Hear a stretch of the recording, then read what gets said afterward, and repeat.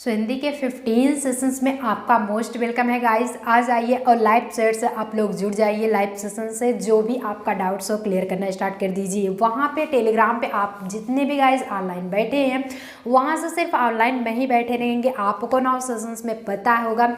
आपके घड़ी के बज चुके हैं 3, तो आप आ जाएंगे और लाइव सेशन से जुड़ जाएंगे। लेक्चर 15 के पहले जस्ट गाइस अगर बात करें कि जो सेशंस 14 था उसमें नाउ आपको 2 क्वेश्चन आंसर दिया गया था जो कि एज अ होमवर्क था, आपको मेन कमेंट बॉक्स में करना था। नाउ फर्स्ट वो सॉल्व करा दिया जाता है, फिर आफ्टर दैट सेशंस 15 स्टार्ट किया जाएगा। चलिए 24 क्वेश्चन क्या होता है कि यहाँ पे दिया गया है कि निम्न में प्रेरणार्थक क्रिया क्या है। ये दिया गया है प्रेरणार्थक। प्रेरणार्थक होता क्या है? समझना, बैठना, बुलवाना या फिर सुनना। कितने गाइस थे कि जो कि जिन्होंने करेक्ट आंसर किया है उनका लिस्ट में नाम दर्जित कर दिया गया है, बता दिया गया है।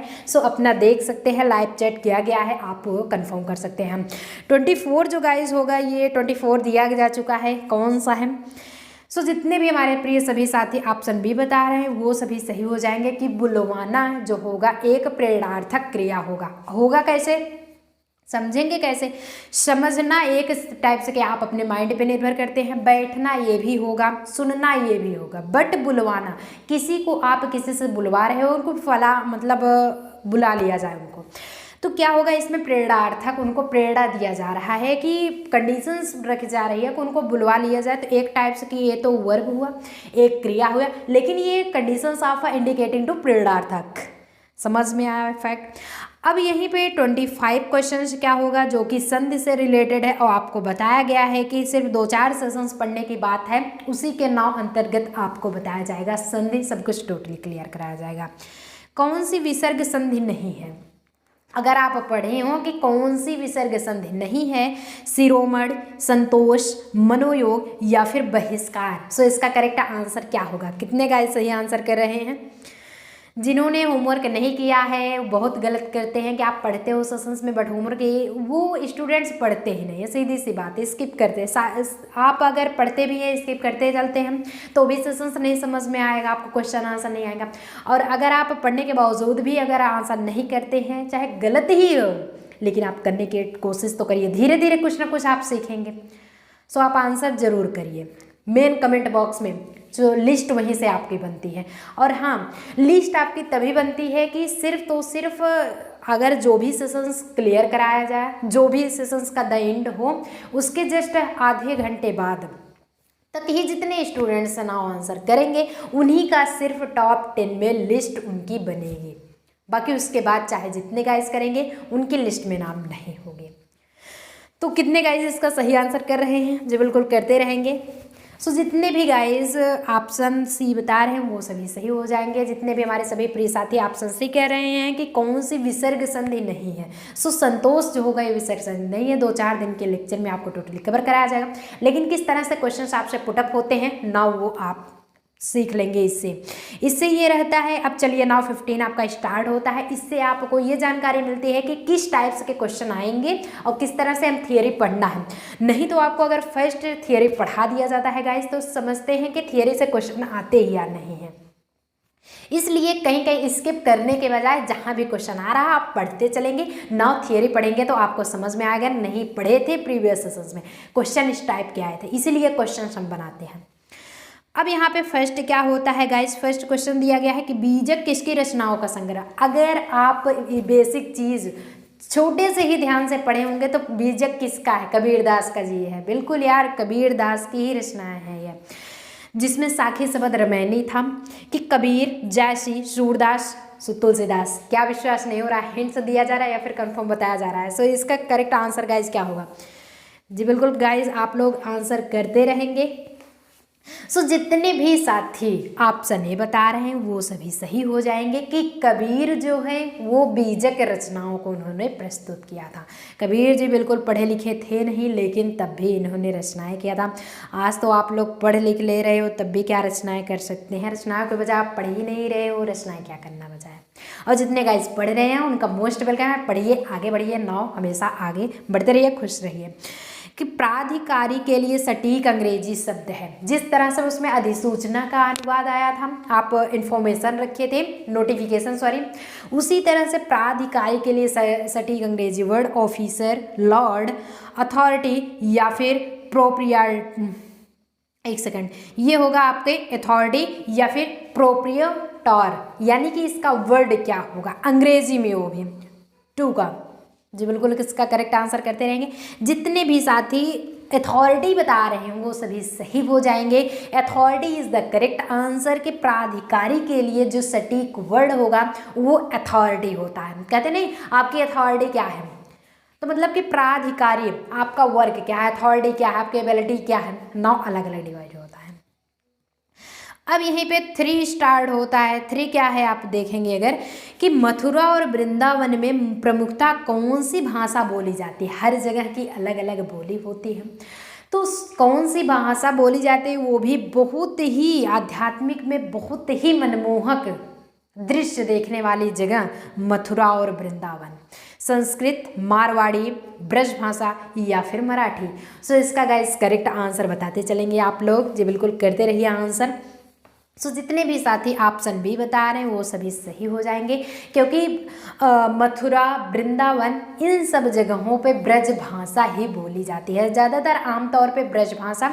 और जो गद्य का जहाँ पे यूज किए हैं, जितने भी कवि गद्य के हैं, अगर आप देखेंगे गद्य के जितने भी कवि कविता किए हैं वो खड़ी बोली में अपनी कविता करते थे, खड़ी बोली में। लेकिन जो पद्य के किए हैं, जिसे आप कविता कहते हो, वो ब्रज भाषा का किए हैं। सो एक टाइप्स का मथुरा और वृंदावन आपके कहाँ पे आते हैं, कविता में आता है। प्लेस तो कविता में नहीं आएगा, लेकिन ऐसे ऐसे मतलब जितने भी रचनाकार हैं वो तो कविता ही लिखे हैं। सो ब्रज भाषा आपकी उनकी बोली होगी। ये मैटर क्लियर हुआ। अगर सेशंस बढ़िया लग रहा है तो एक थम्स अप भी यार करते चलेंगे आप लोग, और ज़्यादा से ज़्यादा सेशंस को शेयर भी करेंगे, जिससे कि फ्री ऑफ कोर्स और भी साथी सभी आ करके नाउ इस अपनी इस फैमिली से जुड़ जाएंगे। सो सारे इन्फॉर्मेशन आपको @यूनियन क्लासेस करके टेलीग्राम पे मिल रहे हैं। सो अभी ज्वाइन हो जाइए, नीचे डिस्क्रिप्शन बॉक्स में उसकी लिंक दी गई है। और साथ ही साथ जो भी नए गाइज हमसे आज जुड़ रहे हैं, अपनी इस फैमिली से जुड़ रहे हैं, उनको अगर सिलेबस न पता हो तो टोटली बताया जा चुका है। डिस्क्रिप्शन बॉक्स में सबकी लिंक दी गई है। प्रीवियस सेशंस के जितने भी आपके क्वेश्चन आंसर सॉल्व कराए गए हैं उसकी प्लेलिस्ट भी डिस्क्रिप्शन बॉक्स में दी गई, वो भी आप क्लियर कर सकते हैं। कोई भी दिक्कत हो, मेन कमेंट बॉक्स है, टेलीग्राम है, लाइव चैट है, कहीं से भी ऑनलाइन समझिए ही ना, बिल्कुल ऑफलाइन है ऑफलाइन, कुछ भी डाउट्स हो सब कंफर्म करिए। अब यहीं पे गाइस 4 क्वेश्चंस आपका स्टार्ट होता है। सो 4 क्वेश्चंस क्या दिया गया है कि निम्न में से संयुक्त वाक्य कौन सा। अब अगर आपको पता हो संयुक्त क्या होता है, संयुक्त मतलब होता है मिला हुआ, कि संयुक्त वाक्य कौन सा है, शब्द नहीं है, वाक्य है, सेंटेंस है। वह आदमी मुझे बुलाता है, वह आदमी है और मुझे बुलाता है, क्या ये है। नौकर मालिक बन गया, आप ले नौकर जो है वो मालिक बन जाता है। बुरा न मानो तो एक बात कहूँ, अगर बुरा न मानिए तो एक बात कहूँ, अगर बुरा मान जाइए तो छोड़ दीजिए, चलिए छोड़ देते हैं। उन्हें न नींद आती थी न भूख प्यास लगती थी, एक टाइप्स का मतलब कि सेंटेंस है यार, ध्यान दीजिए। अब इसमें संयुक्त वाक्य कौन सा है, कौन सा ऐसा वाक्य है जो संयुक्त है, बिल्कुल बताते चलेंगे। जितने भी साथी ऑप्शन डी बता रहे हैं वो सभी सही हो जाएंगे, क्योंकि इसमें 2 सेंटेंस लग रहा है कि उन्हें न नींद आती थी और न ही भूख प्यास लगती थी। एक तो आपका न भूख प्यास लगती थी और कामा करके इंडिकेट भी कर दिया गया है, कामा लगा करके इंडिकेट कर दिया गया है कि ना 2 सेंटेंस इंडिकेट हो रहे हैं, ना तो नींद आती थी और ना ही भूख प्यास लगती थी। ठंडी बहुत लग रही थी, क्योंकि ठंडी का मौसम है ना, स्वेटर वेटर आप लोग पहनेंगे नहीं, ठंडी तो लगेगी लगेगी, और जब ठंडी लगेगी ना भूख लगेगी ना प्यास लगेगी, ठीक है। तो 5 क्वेश्चंस आपका जो स्टार्ट होता है वो इसी टाइप्स के थियरी बनाए जाएंगे, ध्यान दीजिएगा, स्किप करने के अच्छे हैं कि आप पढ़िए इसको। सवैया के संदर्भ में कौन सा सही कौन सा कथन गलत है, इट्स मीन्स सवैया में क्या कंफर्म होना चाहिए। अगर थियरी पता हो आपको तो वही सारी चीज़ें इसमें सही होंगे, बाकी एक सेंटेंस होगा गलत होगा। लेकिन गलत क्या है ये देखते हैं। सवैया एक मात्रिक छंद है, क्या ये गलत है? इसके चरण में 22 से 26 वर्ड तक होते हैं, क्या ये गलत है? सुंदरी सवैया एक प्रमुख भेद है, या फिर ब्रज भाषा का यह बहुप्रचलित छंद है? इसमें करेक्ट आंसर गाइज क्या होगा? जी बिल्कुल, लाइव चैट करते रहेंगे, आंसर करते रहेंगे सभी गाइज। जितने भी साथी ऑप्शन ए बता रहे हैं वो सभी सही हो जाएंगे। कि सवैया क्या गया है? एक मात्रिक छंद, जबकि ये एक मात्रिक छंद होता ही नहीं है। यहाँ पे 22 से 26 वर्डों तक के होते हैं इसके छंद, और ब्रज भाषा में भी प्रचलित होता है। सुंदरी सवैया का एक प्रमुख भेद होता है, लेकिन सवैया एक मात्रिक छंद नहीं होता, क्योंकि ये अर्ध सममात्रिक की बात हो रही है, अर्ध की बात हो रही है, यहाँ पे मात्रिक की बात नहीं है। यानी कि जिसे आप अर्ध सममात्रिक कह सकते हैं, सममात्रिक, लेकिन मात्रिक वाली नहीं होती है। अब यहीं पे एक थोड़ा सा फ्रेजेस पढ़ लिया जाए। सब कुछ यार बेसिक चीज़ें होती हैं, लेकिन अगर आप ध्यान देंगे तभी जानकारी फाइंड कर सकेंगे। कि 9 2 11 होना, कहते हैं नहीं है कि चोर को देखते ही वह बंदा क्या हुआ, 9 2 11 हो गया, मतलब भाग जाना।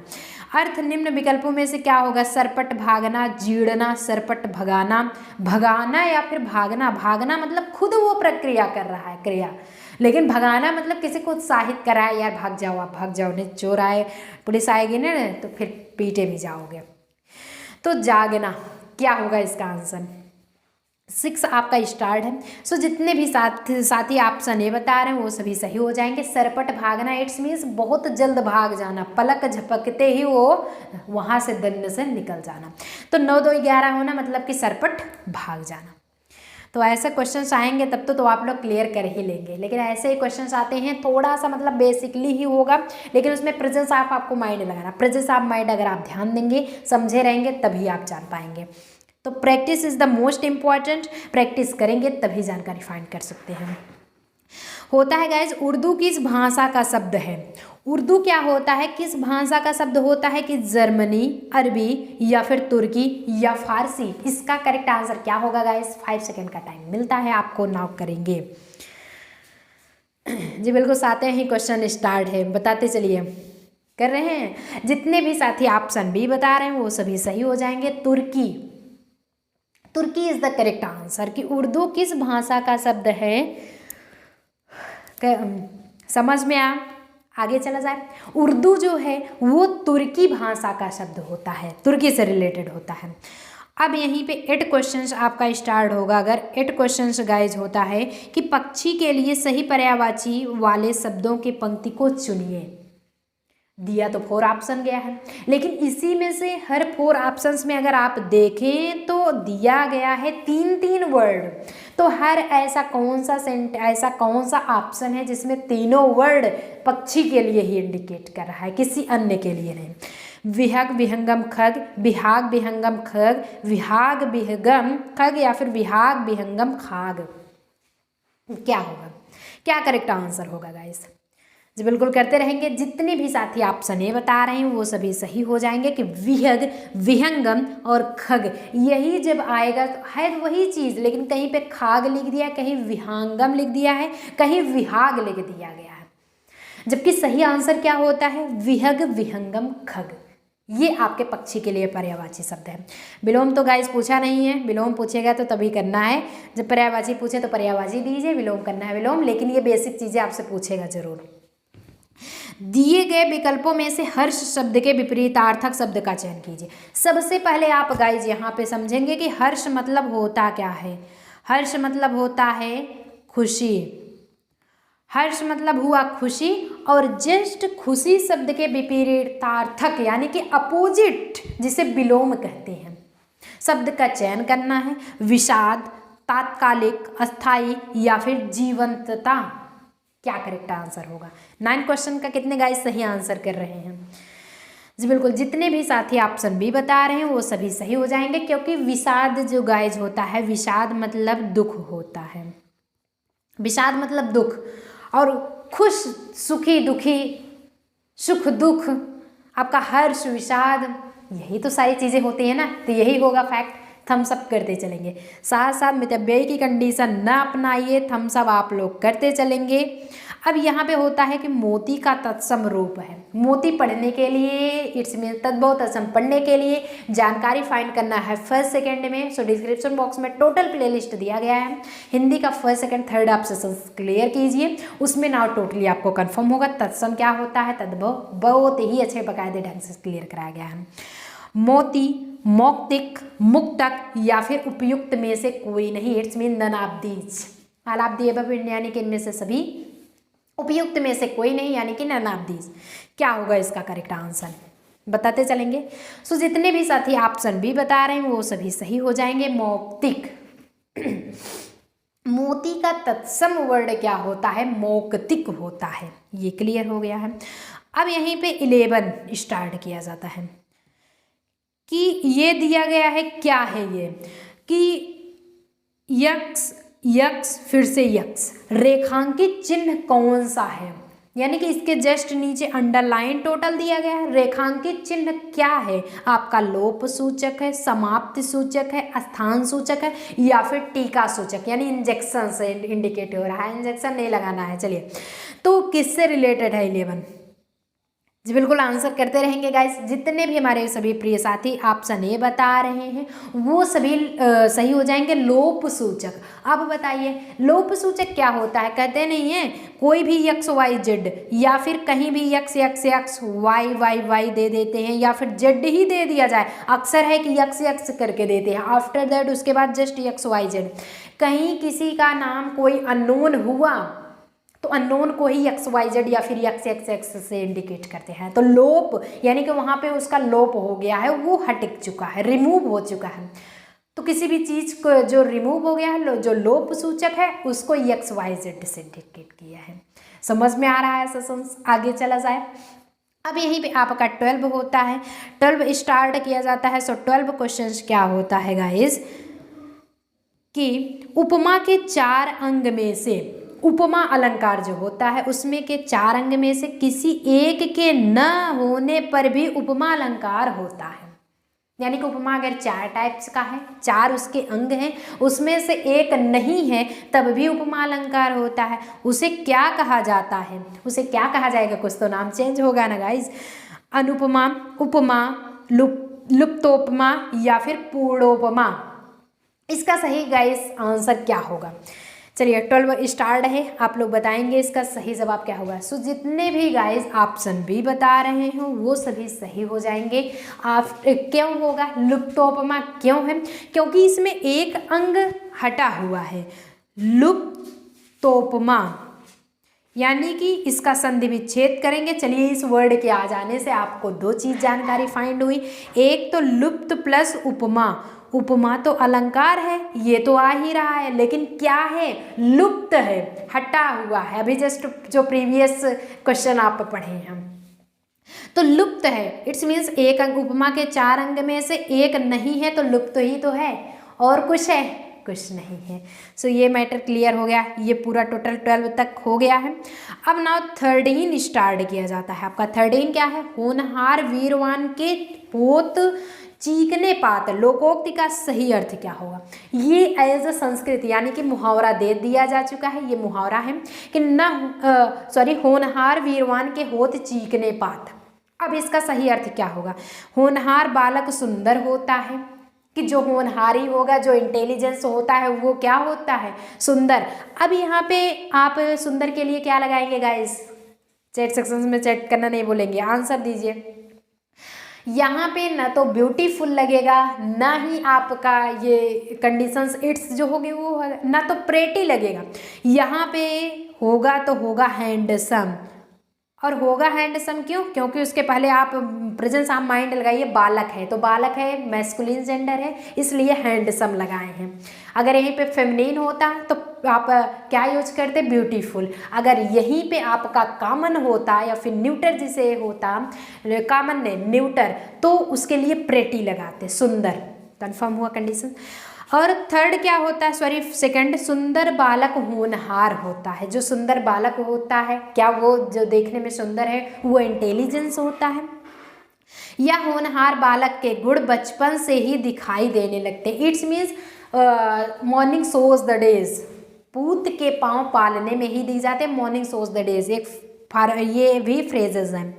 होनहार बालक सुंदर नहीं होता, ये तो जस्ट अपोजिट है, सब कुछ तीनों मिल रहा था लेकिन चौथा बिल्कुल नहीं मिल रहा है। तो 13 का क्या होगा answer?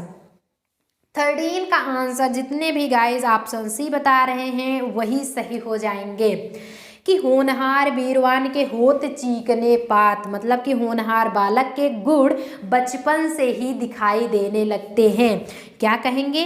Morning shows the day, मतलब क्या होता है मॉर्निंग सोज द डे? मतलब यहाँ पे लिखेंगे पूत के पांव पालने में ही दिख जाते हैं।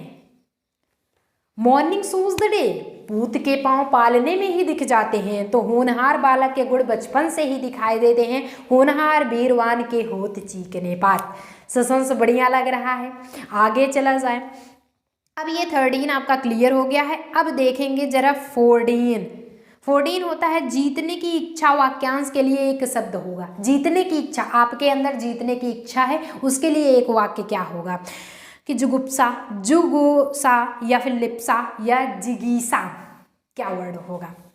14 का क्या आंसर होगा? जितने भी साथी ऑप्शन डी बता रहे हैं वो सभी सही हो जाएंगे। जिगीसा इज द करेक्ट आंसर। कि जिगीसा मतलब होता है जीतने की इच्छा रखने वाला। उसका एक सेंटेंस में एक वाक्य क्या कहेंगे, यानी वाक्यांश के लिए एक वर्ड क्या होगा? जिगीसा होगा। चलिए अब 15 आपका स्टार्ट होता है। 25 पे नहीं पहुंचे, अभी जस्ट 15 है। गर्दन झुकाना, मुंह फेरना आदि किस प्रकार का अनुभव है?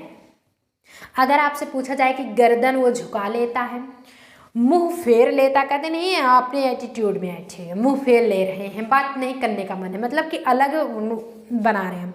कायिक अनुभव, वाचिक, सात्विक या फिर आहार्य, इसका करेक्ट आंसर गाइज क्या होगा? पहले आप आंसर करेंगे फिर समझाया जाएगा, अब तो हिंट दिया जा चुका है। सो जितने भी साथी ऑप्शन ए बता रहे हैं वो सभी सही हो जाएंगे कि गर्दन झुकाना, मुंह फेरना आपका एक करने वाली प्रक्रिया है, यानी कि आप वर्क कर रहे हो ना, आप काम जो है कर रहे हैं, गर्दन झुका रहे हैं, मुंह फेर रहे हैं, मतलब ये सारी चीज़ें ये आपका कायिक अनुभव है, एक टाइप्स का फिजिकली अनुभव, एक्सपीरियंस है। ये समझ में आ गया? ऐसे क्वेश्चंस आपके प्रेजेंस आप माइंड लगा करके ऐसे पूछे जाएंगे। अब संधि विच्छेद पे आता है। संधि विच्छेद भी आप टोटली पढ़ाया जाएगा, लेकिन अभी कहेंगे कुछ गाइस कि मैम थियरी के पहले आप क्वेश्चन आंसर सॉल्व करा रही हैं। गाइस इसीलिए सॉल्व कराया जा रहा है कि स्किप करने से बेटर है, यानी कि अभी अगर क्वेश्चन यहाँ पे दे ही ना तब भी आपके लिए वही होगा। सो आप पहले देख लेंगे कि किस टाइप्स के आपको क्वेश्चन आते हैं, तो आप जब थियरी पढ़ेंगे तो जान जाएंगे कि मैम नहीं मैम इसी तरह से क्वेश्चंस पुटअप होते हैं। उसी के लिए आपकी जानकारी के लिए ही बताते हैं। क्या थियरी पढ़ाने के बाद क्वेश्चन नहीं बताया जाएगा? जी बिल्कुल बताया जाएगा, सब कुछ बताया जाएगा, डोंट माइंड। जुड़े रहेंगे तो सब पढ़ेंगे, नहीं जुड़े रहेंगे तब तो सब कुछ छूट जाएगा। रत्नाकर का संधि विच्छेद होगा। रत्नाकर का संधि विच्छेद क्या होगा? रत्न प्लस आकर, रत्न प्लस आकार, या फिर रत्ना प्लस कर, या रत्न प्लस आकर। इसका करेक्ट जवाब क्या होगा? जी बिल्कुल स्टार्ट है, करते रहिए। सो जितने भी साथी ऑप्शन ए बता रहे हैं वो सभी सही हो जाएंगे कि रत्नाकर का रत्न प्लस आकर ही होता है, जो कि रत्नाकर होता है। अ प्लस बड़ा, रत्न अ एंड बड़ा तो दिख ही रहा है, तो यानी कि ये मिलाकर के रत्नाकर हो गया है। और संधि विच्छेद पूरा टोटली पढ़ाया जाएगा तब तो उसमें आपको जानकारी पूरी दिया ही जाएगा। अब यहाँ पे होता है कौन सा वर्ड, ऐसा कौन सा वर्ड है जो स्पर्श, दंत, सघोष तथा अल्प प्राण है? दंत जानते हैं, जो ऐसा वर्ड बोलिए कि द बोल रहे हैं तो दंत में लग रहा है ना, तो दंती सकार से है, यानी कि ऐसा कोई वर्ड है जो स्पर्श भी करे और दंत से भी, सघोष तथा अल्प प्राण से भी निकले। जैसे ऐसे बोलते हैं तो मतलब पूरा दम लगा करके आपको नहीं बोलना पड़ रहा है, थोड़ा सा मतलब आप प्रेस करिए तुरंत निकल जा रहा है। तो त, ध, द और था बोल करके आप चेक कर लीजिए। 5 सेकंड टाइम है, बताते हैं उसके बाद। सो जितने भी साथी ऑप्शन सी बता रहे हैं वो सभी सही हो जाएंगे, जिसे उच्चारण स्थान बोला जाता है। यानी कि द कहेंगे तो द अभी हम बता भी दिए थे हिंट में, इसीलिए लैंग्वेज मतलब थोड़ा सा आप अगर ध्यान देंगे तो आपके क्वेश्चंस में ही हम आंसर बता देते हैं। तो द क्या होगा, दंत से भी रिलेटेड, स्पर्श भी हो रहा है दंत में, सघोष भी है और साथ ही साथ अल्प प्राण भी है। द ऐसे कर दे रहे हैं ना, द ऐसा नहीं है द, इतना तेज से नहीं कहना पड़ रहा है, द। अब ये क्लियर हो गया आपका 17 तक। अब यहीं पे आपको 18 क्वेश्चंस स्टार्ट किया जा रहा है। उपसर्ग रहित, अगर आप यहाँ पे देखें कि उपसर्ग रहित शब्द है, उपसर्ग से रहित, उपसर्ग तो आप पढ़ रहे हैं। उपसर्ग क्या होता है, किसी भी वर्ड का पहला अक्षर, मतलब कि पहले, जैसे कि विद्यालय अगर दे दिया जाए आपको, विद्यालय में पूछ लिया जाए कि इसमें उपसर्ग और प्रत्यय बताइए, तो क्या बताएंगे आप लोग? जी बिल्कुल, विद्यालय में क्या बताओगे आप लोग? बताना क्या है, सबसे पहले आपको संधि विच्छेद हम बताएं क्या है। संधि विच्छेद तुरंत फटाक से करिए, कोई भी वर्ड दिया गया है। विद्या प्लस आलय, इट्स मीन्स विद्यालय। विद्या पहले का वर्ड आपका उपसर्ग हुआ और जस्ट आलय क्या हुआ, आपका प्रत्यय हुआ। कंडीशन क्लियर हुआ? ऐसे ही जस्ट इसे भी कर लेंगे। उपसर्ग रहित शब्द है विहार, विचार, विकार या फिर वित्तीय। क्या होगा इसका करेक्ट आंसर? जी बिल्कुल, करते रहेंगे। सही जवाब जितने भी साथी ऑप्शन डी बता रहे हैं वो सभी सही हो जाएंगे। वित्तीय जो वर्ड है, वो जो शब्द है वो उपसर्ग रहित है। ये उपसर्ग से रहित है, हटा हुआ है, इसमें कोई नहीं। विकार में वी होगा, विचार में भी वी, और विहार में भी वी, बट वित्तीय में बिल्कुल भी नहीं होता है, इसमें उपसर्ग नहीं होगा। वित्त प्लस ही है, ऐसा कुछ नहीं होगा ही नहीं गाइस। अब ये होता है एक राम घनश्याम हित चालक तुलसीदास, उपयुक्त में से कौन सा अलंकार है? अलंकार क्या होगा? रूपक, श्लेष, उपमा या फिर उत्प्रेक्षा। ऐसे ही अलंकार में भी पूछा जाएगा। 2-3 दिन क्वेश्चन पढ़िए, नाउ तुरंत आपको सब कुछ प्रोवाइड कराया जाएगा विथ थियरेबल।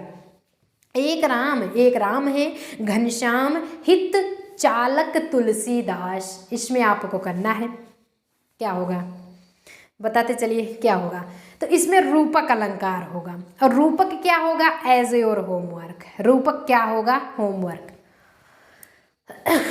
बीच में होमवर्क इसलिए दिया जा रहा है क्योंकि गाइस जो स्किप करेंगे उन्हें तो ना पता नहीं होगा। अब इसमें आपकी चालाकी निकलेगी। बीच में जो गाइस स्किप करेंगे उन्हें होमवर्क नहीं पता चलेगा, और लास्ट टाइम हम बताएंगे नहीं बिल्कुल कि यही होमवर्क दिया गया था, रूपक दिया गया है। सो एज योर होमवर्क तुरंत नोट करेंगे कि रूपक क्या होता है, और पढ़ाते टाइम तो हम तो बताएंगे ही बताएंगे। अब ये हो जाता है जिसकी कोई उपमा न दी जा सके, उसके लिए क्या शब्द होगा? जैसे यूनिक कहते हैं, अद्वितीय जिसे कहते हैं, इसमें नहीं है, ये अलग है, ये ध्यान दीजिएगा। जिसकी तुलना नहीं की जैसे ये अलग है, यानी कि अद्वितीय किसे कहते हैं? जिस कोई यूनिक हो, यानी कि उसके जैसा कोई और ना हो, उसी से रिलेटेड जिसकी कोई उपमा ना दी जा सके उसके लिए शब्द होगा। शब्द क्या होगा? अनुपम, अल्पज्ञ, ज्ञानी, अल्पज्ञ मतलब थोड़ा ज्ञान रखने वाला, अनुयायी मतलब कि उसके अनुयायी हैं, दास हैं, जिसकी कोई उपमा न दी जा सके। इसका करेक्ट आंसर गाइज क्या होगा? कितने साथी सही आंसर कर रहे हैं? जितने भी साथी ऑप्शन ए बता रहे हैं वो सभी सही हो जाएंगे। अनुपम यानी कि जिसकी कोई उपमा न दी जा सके, ये कंडीशंस होती है अनुपम, यानी कि एक वर्ड और इसको सेंटेंस में डिवाइड किया जाएगा जिसकी कोई उपमा न दी जा सके। तो ऐसे ऐसे एक आप शब्द, पर्यायवाची, वर्तनी, शुद्ध, अशुद्ध, सब कुछ जानकारी फाइंड कर रहे हैं। साथ ही साथ ग्रामेटिकली में यही सारी चीज़ें आती हैं। वर्तनी शुद्ध करना, अशुद्ध करना, विलोम, पर्यायवाची शब्द, छंद, अलंकार, आपके संधि विच्छेद, समास, यही टोटल रहते हैं और कुछ नहीं रहता। अब सारी बेसिक चीज़ें हैं। कारक हो गए आपके, और उसके बाद आप संधि विच्छेद के टोटल पढ़ रहे हैं, कारक पढ़ रहे हैं टोटली। लकार हो गए, ये भी आता है कि लकार कितने टाइप्स का होता है, तो 5 होता है। लट, लोट, लिंग, विदलिंग और लंग, ये 5 होते हैं। तो इनमें से अशुद्ध वर्तनी शब्द है, अब देखिए, अब इसी में से 4 शुद्ध है और 1 अशुद्ध है, 9 अशुद्ध के लिए आना है। चरमोत्कर्ष यानी कि इस वर्ड के साथ यार आप संधि विच्छेद भी सीख रहे हो। चरम प्लस उत्कर्ष यानी कि चरमोत्कर्ष। वांग्मय, पुनरुत्थान, हिरण्य कश्यप, हिरण्य कश्यप, इसका क्या होगा, अशुद्ध वर्तनी कौन सा है कि यानी किस तरह से उसे लिखा जाएगा। जो इसमें गलत लिखा गया है ना, उसे चूज करना है आपको। 21 आपको बताना है। सो जितने भी साथी ऑप्शन डी बता रहे हैं वो गलत हो जाएंगे, यानी कि सही हो जाएंगे। क्यों? क्योंकि आप गलत आंसर कर रहे हो। गलत तो चूज ही गाइज इसमें करना है, क्योंकि हिरण्य प्लस कश्यप होता है, कश्यप नहीं है। ये वर्ड आपका गलत है। सो ये वर्तनी यहाँ पे गलत हो जाएगी। अब यहीं पे 22 अगर स्टार्ट किया जाए, 22 गाइस क्या है कि निम्नलिखित शब्दों में से कौन सा शब्द विशेषण है। विशेषण क्या होता है, किसी भी चीज की विशेषता बतलाई जा रही है तो क्या किया जा रहा है, उसकी विशेषता बतलाई जा रही है, तो वो विशेषण कंडीशन। शासन, अनुशासन, अनुशंसा या फिर अनुशासित, कहते हैं ना वो अनुशासित प्रदेश है, यानी कि मतलब वो बिल्कुल ही रेगुलरली है, यानी कि डेली अनुशासित है। अब 22 को क्या होगा इसका आंसर, जी बिल्कुल करते चलेंगे। जितने भी ऑप्शन डी कर रहे हैं वो सभी सही हो जाएंगे। अभी अभी हमने कहा कि अपने क्वेश्चन में ही हम अक्सर है कि हिंट दे देते हैं आंसर का आपके। तो अभी अभी 2-3 बार अनुशासित अनुशासित कहा गया। सो इसका करेक्ट जवाब जो होगा अनुशासित ही होगा, क्योंकि एक टाइप्स का जो अनुशासित है ये विशेषण है कि अगर आप मतलब पढ़ाई कर रहे हो अनुशासन में, गाइस इस टीचर पढ़ा रहे हैं, बच्चे क्या हैं अनुशासित हैं, तो पढ़ाई तो करेंगे ही करेंगे। और मस्ती करेंगे तो बिल्कुल पढ़ाई नहीं होगी। जब खेलेंगे तो आप पढ़ाई नहीं कर पाएंगे, और उस टाइम अगर पढ़ रहे हो तो फिर खेलना बंद है, तो पढ़ाई तो कुछ ना कुछ सीखेंगे। ये होगा आपका विशेषण। अब यहीं पे जी बिल्कुल 23 स्टार्ट है, करते रहे हैं, जुड़े हैं जितने भी गाइस जुड़े हैं मोस्ट वेलकम है। और बहुत बहुत लक बाई चांस आप पढ़ रहे हो ऐसे इंपॉर्टेंट सेशंस को, हमेशा खुश रहिए और हमेशा आप पढ़ते रहिए। 23 क्वेश्चंस का गाइज होता है कि पुल्लिंग स्त्रीलिंग का कौन सा जोड़ा सही नहीं है। अब क्या है, पुल्लिंग और स्त्रीलिंग क्या है, अगर आपसे बात किया जाए कि जेंडर, जेंडर मतलब होता है लिंग। लिंग कितने टाइप्स का होता है, 4 प्रकार का। There are 4 types of gender. कौन कौन सा, मैस्कुलिन, मैस्कुलिन हो गया, और फिर से होता है feminine, common and neuter. So masculine होता है जिसे पुल्लिंग यानी पुरुषवाचक कहते हैं। फेमिनिन यानी स्त्रीलिंग होता है। कॉमन जो कि आपका दोनों में आता है, जैसे नर्स हो गया तो दोनों आएगा उसमें। नर्स में मैडम भी होते हैं, सर भी होते हैं। टीचर्स में मैडम यानी अध्यापिका भी होती हैं और अध्यापक भी होते हैं, कि टीचर्स पढ़ा रहे थे। अब टीचर्स में मैडम पढ़ा रही थी या फिर सर पढ़ा ही रहे थे। और न्यूटर जो होता है वो क्या होता है, जैसे आपके चेयर हो गए, आपके टेबल हो गए, आपके ट्राइपॉड हो गया, मार्कर हो गया, पेन हो गया, ये सारी चीज़ें गाइस जो होती हैं जिसमें बिल्कुल भी जी जहान नहीं होता है। पेड़ की बात करेंगे उसमें तो जी होता ही है। तो जिसमें बिल्कुल भी जान नहीं होती है वो न्यूटर कहलाता है। और यहाँ पे पूछा है पुल्लिंग और स्त्रीलिंग, it's means masculine and feminine पूछा हुआ है। इसमें से कौन सा ऐसा जोड़ा, कौन सा ऐसा युग्म, कौन सा ऐसा कपल सही नहीं है। देव देवी, कांत कांति, मामा मामी, गधा गधी। लग तो सब कुछ सही रहा है, लेकिन क्या सही नहीं है ये आपको करना है। 23 सो जितने भी साथी ऑप्शन सी बता रहे हैं वो सभी सही हो जाएंगे। कांत कांति, कांत कोई चीज़ है, कांत मतलब कोई नाम तो है नहीं, ना तो किसी रिलेशनशिप में ये आता है। जैसे मामा मामी हो गए, गधा गधी, देव देवी, ये सब सारी चीज़ें हैं, मैस्कुलिन फेमिनिन बन सकते हैं। बट यहाँ पे कांत कांति कभी नहीं हो सकता है कोई, ना तो आपका ये मैस्कुलिन फेमिनिन ही इंडिकेट हो रहा है, ना तो नेम वाइज कुछ नहीं है। So option C is the correct answer, यानी कि यहाँ पे ये गलत होगा। अब यहीं पे आपका निर्वेद किस रस का स्थायी भाव, ये तो बहुत ही इंटरेस्टिंग है ये, क्योंकि रस आप पढ़ चुके हैं और आपको पता है, और एज अ होमवर्क एक बार दिया भी जा चुका था। एज आई एम विश, सिर्फ हमने विश किया था, इच्छा जाहिर किया था कि आप लोग होमवर्क करके आइए, लेकिन कोई भी गाइस किया नहीं था ना, इसलिए आपके होमवर्क के तौर पे ये बना दिया गया है आपका एज अ क्वेश्चन। होता क्या है, निर्वेद किस रस का स्थायी भाव है, सो रस आप 10 पढ़े, उसके 10 स्थायी भाव पढ़े हैं। नाउ इसमें से टोटली करना है, भयानक, बीभत्स, भक्ति या फिर शांत। इसका सही आंसर क्या करना है, as a main comment box homework आप करके आएंगे। और 25 जो गाइज होता है, 25 भी होमवर्क आपका होगा। हिंदी भाषा को कौन सा लिपि में लिखा जाए, हिंदी भाषा को कौन सी लिपि में लिखी जाती है, गुरुमुखी, देवनागरी, बंगाली या फिर तमिल। आज का सेशंस कैसा लगा गाइस, अच्छा लगा हो तो सेशंस को थम्स अप कर करके ज़्यादा से ज़्यादा शेयर करने की कोशिश करेंगे, और अपनी फैमिली से जुड़ करके नाउ अपनी फैमिली को सब्सक्राइब भी कर लेंगे। साथ ही आज बस यहीं तक, मिलते हैं नेक्स्ट सेशंस में ऐसे इंटरेस्टिंग वीडियो लेकर के, तब तक के लिए बाय बाय। बढ़िया से अच्छे से पढ़ाई करते रहिए, नाउ आगे बढ़ते रहिए, हमेशा जो भी डाउट्स हो क्लियर करते रहिए।